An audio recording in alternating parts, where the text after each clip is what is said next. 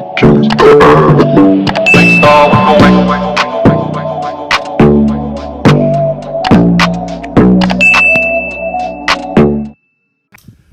going on, guys? Welcome back to my channel. I'm here with the Shy Review. If you're new to the channel, subscribe, like, comment, share, all of that good stuff. This is my first time reviewing the Shy. I've been a fan of the show, so I said I might as well go ahead and review it. So first off, I don't know nobody's real name, but they Brandon and his girlfriend on the show, they had a whole little sexual assault situation, so they got rid of him, and we knew they was getting rid of him, and I was curious about how they was gonna get rid of him, and so basically they just killed him off with no backstory. Like, we don't even know how he died or nothing like that. But let's just get into it. So this episode, I believe it's season 3, episode 1, it's centered around Nina and Dre's wedding. Nina is Kevin and Keisha's mom, and Dre is her girlfriend, right? So they pretty much getting married this episode. The show comes on with Nina and Kevin. They're waiting on Keisha to get there. Keisha, and y'all remember last season, Keisha started messing with her track coach, being fast. It is what it is. She, getting her some grown, what. And so this episode, it's her mama wedding and you running late. Now, I just don't understand for the life of me whether you like or agree let me put it like that. You ain't grown, so your opinion don't even matter. You still live in your mama's house, so you need to be happy for her on the day that she choosing to marry the person that she loves. So Keisha late. She's running there. The ceremony goes as planned, I guess. During the ceremony, Dre gives Keisha and Kevin a 24 karat gold necklace and bracelet, and basically have some, heartfelt speech behind it, saying, we're family, our love is like this gold, some of that nature. And Kevin was all, because he got the necklace, but Keisha got the bracelet, so she wasn't really feeling it too much, which I don't blame her. Like, I don't want no bracelet. Give me something I can put around my neck where everybody can see this money. You feel what I'm saying? So anywho, we also learned this episode that Emmett father, Tyrone, what is Emmett father name? Oh my God, I cannot think of this. Darnell. Emmett dad, Darnell, is not separated from his wife from last season, and he shows up to the wedding with Emmett mom, Jada. And it seems as though it's gonna be some dibbling and dabbling this season between Jada and Darnell. And listen, like I said, they got rid of Brandon, so they got rid of Reggie too. So they got to figure out a way to, create more storylines for us not to miss them too much. So, because I'm not interested in Darnell at all. He wasn't even a contributing factor the past few seasons when Emmett got kicked out, went to go stay with. I don't know, he just didn't entertain me. So we see off rip at the wedding that those two gonna have a storyline. He trying to flirt with her. He want to dance with her at the reception. She says no, but let's be serious. If you've seen the show, the only reason why she said no when Darnell asked her to dance was because Emmett told her, I see what y'all doing.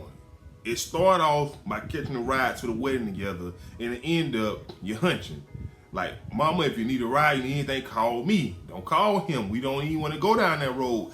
And it's so crazy because, we all know Emmett's character has matured quite a bit. You know what I'm saying? To be honest and to give him credit, his character has matured quite a bit. He was very immature. Now, towards the end of season 2, he was trying to figure out a way to be involved in all his kids' life, give his baby mother's child support, and all of that good stuff. So, that was great. This episode, during the wedding reception or whatever, Keisha and Emmett, they have a moment, right? Long story short, Emmett already know. He just throw it out there. He said, yeah, I can tell you hate Drake. And, Keisha was just like, she don't hate her, she just don't know. You know what I'm saying? And Emmett pretty much reads her, and Emmett was like, look, you got track scholarships, That's your ticket out of here. Leave Chicago and do not look back. And you know, she goes as far as to say is that she's not scared, but she just don't want to leave. And Emmett is pushing Keisha to, you know, leave this hellhole. Like, leave this hellhole. So I was happy to see him push her, you know what I'm saying, to leave the hellhole. And so now that Brandon dead, you know, Emmett says he gonna try to keep up his business, keep up the food and all of that.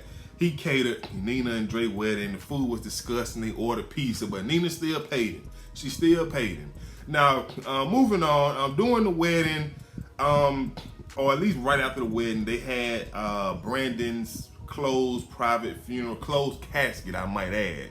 His funeral was a closed casket private viewing, and Kevin, you know, he went to the funeral, and upon his arrival, the old wino, what is his, Ronnie, was outside trying to get in. Of course, they ain't letting Ronnie in, and Ronnie asked Kevin, you know, could he vouch for him? And Kevin was like, hell no.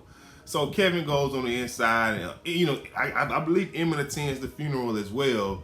And Laverne, which is Brandon's mother, she gets up and she makes a speech about how she know good and damn well she should have never had no kid, because she ain't have nothing to give to him but her stress, her drama, and her trauma, and that's all she was able to give to him. But Brandon, he was trying to live through all of that, beyond all of that, but she knew she was not going to be a good mom. And so after the service, Duda comes up to her and try to offer some encouraging words. You know, him and Brandon work together, and she was like, nigga, get the fuck out of my face. You know, like, gone.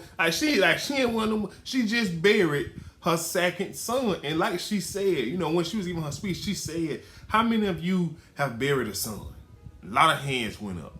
Then she, you know, followed that question up by asking, how many of you have buried two sons? And so she feeling it, like she going through it right now. So she tell Duda to go on by his way. Duda had, you know, he running for governor or mayor or something of Chicago. He had a whole camera crew out there snapping photos, and then Emmett goes to offer encouraging words to Laverne. And Laverne tell Emmett, hey, these, you know, this city don't love you. Get your stuff and get moving and get going. And I couldn't agree with him more. This, you know, when you listen, Laverne is obviously grieving, but she has lost, like, I don't know how Brandon died yet. Maybe they're gonna touch on it, I don't know. But she has lost both of her sons to the city of Chicago. Whether you want to point the finger at Ronnie, Ricky, Bobby, or Mike, the bottom line is Chicago is the place she lost two of her sons, and we all know the reputation in Chicago. So yeah, so anyways, so you know, they make their way back to the wedding, Emmett and Kevin, and Emmett tells Kevin, man, I got you, man. Now that Brandon's gone, I'm gonna look out for you. And Kevin said, man, but you not Brandon. But Emmett assures he's gonna look out for Kevin. So I guess that's a good thing. So Kevin friends are there, Jake and Papa, and along with some young lady, little girl named Ebony, they decide to sneak into the back, pop open some wine, you know what I'm saying, getting drunk. And you know, I just don't remember, like I said, they're growing up too fast for me. Because when last season ended, Kevin and definitely Papa, they wasn't smoking no weed and they wasn't drinking no wine. Now Jake, that's a story for another day. You know, I ain't never liked Jake. I'm gonna just keep it real. I ain't never liked him because ever since he thought he had to be a gang member because of who Reggie was, I just wasn't feeling Jake. So anywho, Keisha comes back and she said, I know y'all ain't drinking without me. And I'm saying to myself, what? Like, I know you don't want to be the sibling that snitch, but be the sibling that take it. And I guess maybe if I would have seen them grow into these kids the way they smoking weed and drinking, you know, I'll feel better. Look, listen, you know, we know how it is. We know some jits, you know, 14, 15, definitely 16 out there smoking reefer and drink. Like, come on now, we know that. But it's a TV show. I need to see it. So then Dre comes back there and tell them, you know, my favorite song, so they go out and cha-cha slide, right? Cool, fine, perfect. So anyways, Dre And Nina go on a honeymoon. Dre pull out the dildo. She doing what she do with. They having a good time. They leave money with Keisha to take care of Kevin and to finish paying Emmett. And so Keisha go pay Emmett. Tiffany living with Emmett. She rolling, she packaging and rolling up some weed, breaking down some weed. So obviously Emmett looked like he might be selling a little dope this season. And she come over, Tiffany get mad, and Keisha say, look here, man, I'm dressed like this for my man, not your man. I'm just coming to do business and pay him. And then she leaves, and Emmett follows her and said, remember what we talked about. Go chase your dreams, get out of Chicago. So moving on, let me just, Jake, Papa and Kevin invite a few girls over to Kevin's crib because Kevin says his mom and Dre on honeymoon and going, and his sister gonna be laid up with a boy. And see, this is what I'm saying. When did he know his sister became fast? We done missed too much in this, where they growing up. And so they invite the girls over. One thing led to another. The girls left. What the girl name that Kevin used to talk to? That Maisha. Maisha came over with Ebony and Nikki. Papa asking, he talked to Maisha. The summer been good to her and all of that. And so Kevin tell her, he said, yeah, but don't treat her like any girl. So long story short, they leave. Kevin said he got his finger wet. Papa said that he got into Maisha's soul, and Jake said he smashed. Neither one of those surprised me. Jake is fast. He know how to talk that street talk, even though he probably ain't buy that shit. So, to young girls, he could probably finesse them. Papa, father's a pastor, seem to be following in those footsteps, except for he drinking. And I didn't see Papa hit the blunt now time. Let me be clear. I seen Papa pouring up. But I didn't see him, hit the blunt. And Kevin, he just don't feel like he got it down yet to how to, maneuver, around toward the, the little girls or whatever. So that's that. So, I guess this season gonna be centered around Keisha getting kidnapped because y'all know she was waiting at the bus stop. Ronnie walked by, the bus pulled up, Keisha was gone, phone was left. So yeah, she kidnapped. That's that. But we get introduced to a new character, two new characters, Trig and Imani. This is kind of my problem with killing off characters and how they bring in new storyline and characters. Trig is Reggie and Jake's brother who was in jail and moved somewhere, I don't know. And now Duda has custody of Jake because Duda offered Jake mom $5,000. And of course she ain't no type of mama, so she signed over her son to Duda. And Imani is there to help Trig get Jake back some kind of way. I don't know. Trig ambushed Duda and his main runner, the one he sent to kill Reggie.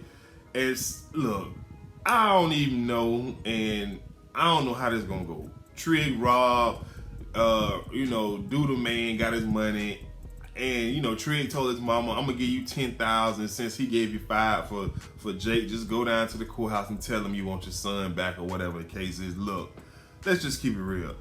The first episode, a lot didn't happen, but at the same time, it did. Keisha done got kidnapped, right? So who kidnapped Keisha? The only person I can think of at this point is her little sour ass, grown ass track coach. Like, that's the only, enemy she could possibly have. I mean, from the past couple seasons. Kevin, Jake, and Papa, they growing up, they smoking weed, they drinking, and they trying to hunch. So, yeah, and Papa warned them about them soul ties. Them soul ties gonna have them stuck again. Nina and Dre married. Darnell and Jada might be getting back together, who knows? And I don't know what to say as far as Ronnie's storyline, because his grandma's house is being foreclosed, like he's gonna be living on the street. So I don't know. It's a lot going on, but we'll see how the season pan out. But until next time, y'all let me know if I missed anything or y'all caught something that I didn't. And let me know in the comment section below. Holla at y'all later. Happy Monday. Be sure to subscribe, like, comment, and share. I'm out of here. Peace.